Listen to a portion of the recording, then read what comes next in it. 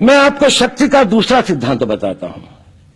मुझे नहीं मालूम कि यह सिद्धांत मुझे बताना चाहिए या नहीं, मुझे यह भी नहीं मालूम कि यह सही है या नहीं, लेकिन क्योंकि मैं इसको मानता हूं और मुझे मालूम है कि इसके बारे में कई लोग जिनके हायर मॉरल वैल्यूज हैं शायद न भी समझते हो या न भी वो रखते हो, लेकिन एक मेरा विचार है, चाहे तो इस पर विचार करें। सब नहीं तो कुछ न कुछ लोगों को शायद इस विचार से कुछ सोचने की और कुछ करने की प्रेरणा मिलेगी। इतिहास दुनिया की सबसे बड़ी अदालत है, इससे बड़ी अदालत कोई नहीं है।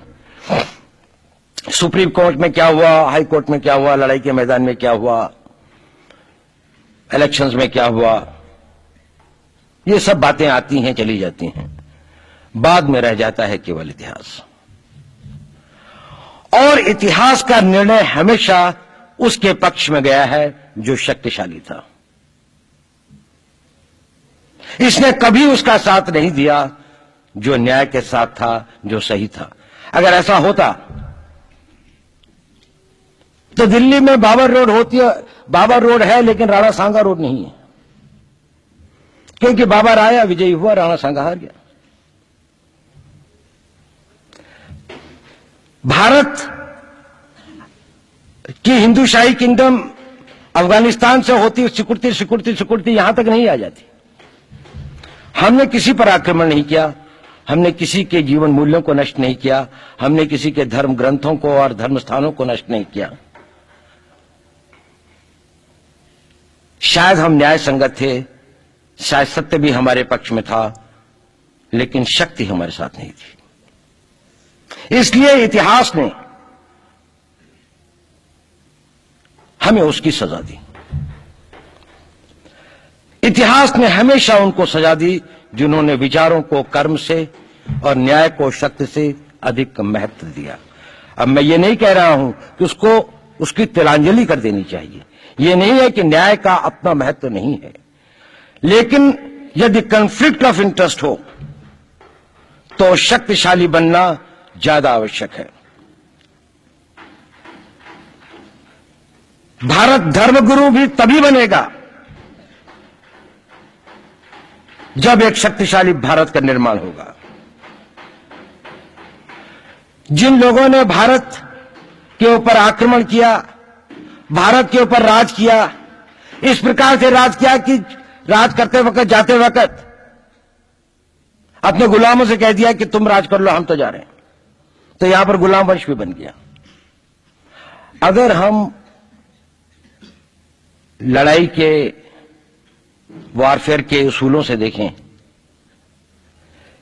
कि किसी भी राष्ट्र की जो कॉम्प्रिहेंसिव स्टेट पावर होती है, किन चीजों से वो लड़ाई लड़ता है, जिसको हम कहते हैं कि ये शक्तिशाली है, दूसरा शक्तिशाली नहीं है, क्या वो अवयव होते हैं उसके, क्या घटक होते हैं उसके।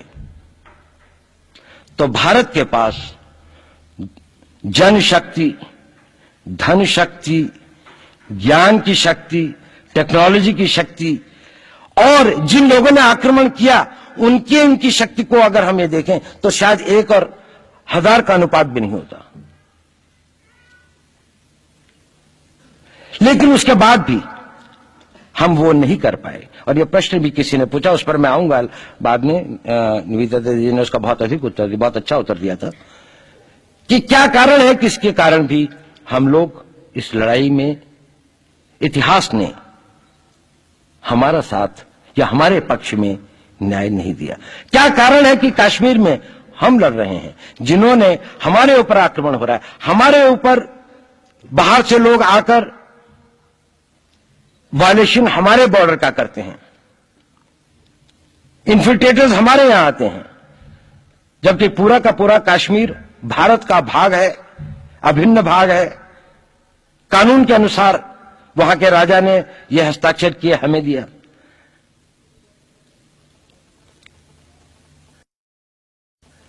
क्या कारण है कि करोड़ों की संख्या में बांग्लादेश से लोग भारत में आते हैं, हम बाड़ लगाते हैं, वो लोग वहां से मना करते हैं कि आप हमारे आदमियों को आने दीजिए, और हम कुछ नहीं कर पाते।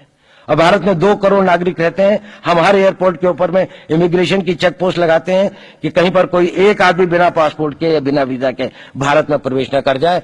यहां पर लाखों की संख्या में, करोड़ों की संख्या में लोग आते हैं। सुप्रीम कोर्ट भी ये वो करता है कि जिन लोगों ने जो इसके लिए जिम्मेदार हैं, उन्होंने जो काम किया है वो भारत के ऊपर आक्रमण के बराबर काम किया है।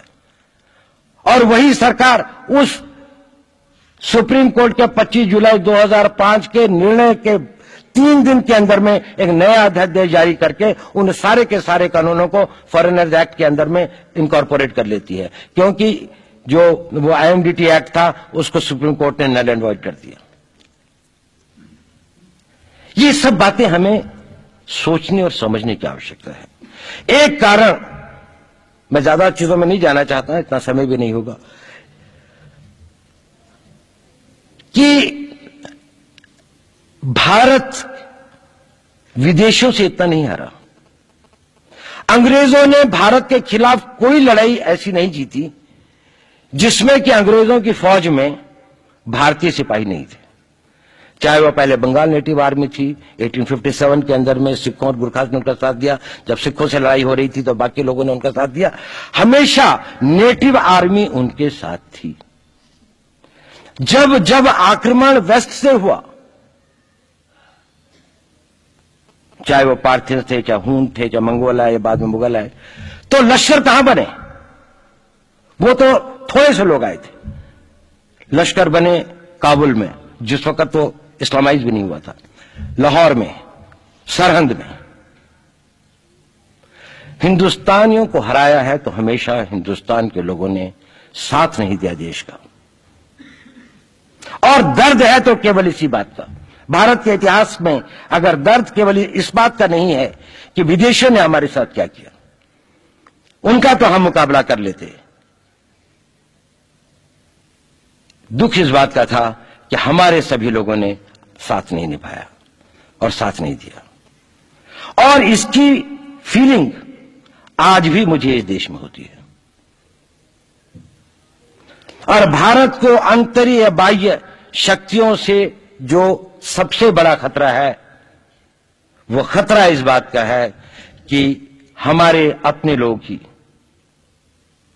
कहीं राष्ट्र की सुरक्षा, राष्ट्र की अस्मिता, राष्ट्र के गौरव का सौदा न कर बैठे, अपने आज के सुख के लिए अपने भविष्य को अंधकारमय न कर दें। और इसके लिए जो जागरूकता चाहिए, इसके लिए जो ताकत पैदा करनी है, वो ताकत केवल समाज के अंदर भी पैदा की जा सकती है। उसको केवल आप लोग कर सकते हैं। वो केवल आज की युवा शक्ति ही कर सकती है।